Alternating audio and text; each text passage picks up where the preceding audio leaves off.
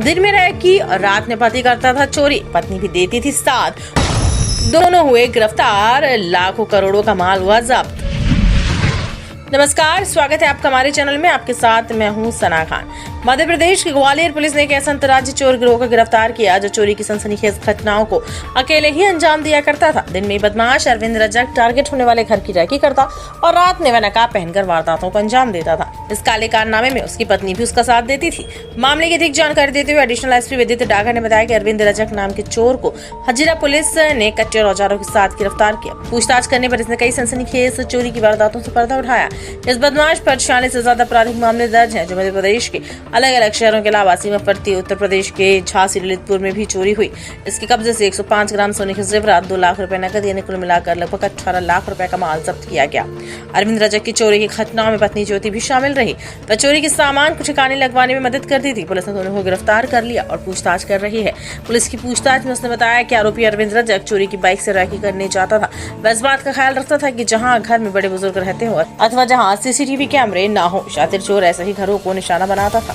Police के सामने आरोपी ने महाराजपुरा के ही आधा दर्जन से ज्यादा चोरी कबूली। इसके अलावा मुरैना, हजीरा, होशंगाबाद, सीहोर, झांसी, इटारसी आदि शहरों में इसके द्वारा चोरी की घटनाओं को अंजाम दिया गया। एडिशनल एसपी विदित डागर ने कहा कि पति पत्नी से पूछताछ जारी है।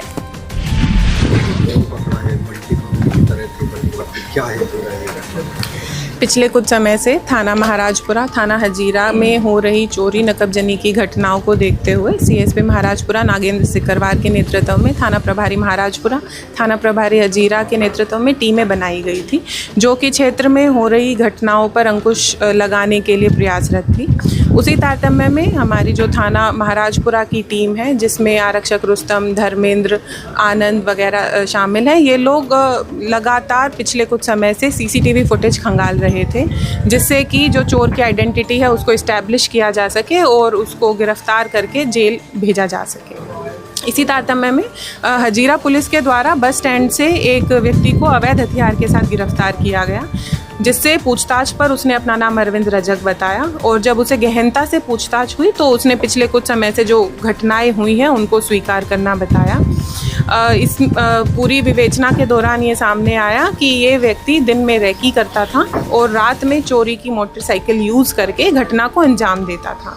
ये एक बहुत ही शातिर किस्म का अपराधी है, जिस पर अभी तक जो आपराधिक रिकॉर्ड जब खंगाला गया तो करीब 55 से 60 अपराध इस पर पंजीबद्ध पाए गए हैं, जो ना केवल ग्वालियर जिले के हैं बल्कि मध्य प्रदेश के अन्य जिलों और सीमावर्ती राज्यों में भी इसके द्वारा घटनाओं को अंजाम दिया गया है। पत्नी किस तरह से इसके लिए काम करती है, क्या रहता है? जो पत्नी है ज्योति रजक, उस पर भी पूर्व से एक अपराध पंजीबद्ध है और कहीं ना कहीं पत्नी की भी इसमें सहभागिता रहती थी। कितनी सहभागिता रहती थी उसके बारे में अभी पत्नी से पूछताछ होना शेष है। क्या आरोपी बनाया महिला को, इसकी पत्नी को, महिला को भी इसमें आरोपी बनाया। तो ये बताया कि बाइक लेके आता था तो बाइक बदल देता था, चोरी की बाइक से नहीं जाता था, फिर जो इस चोर की चोरी करने की मोडस ऑपरेंडी रहती थी वो ये रहती थी कि ये हमेशा चोरी की बाइक यूज़ करता था।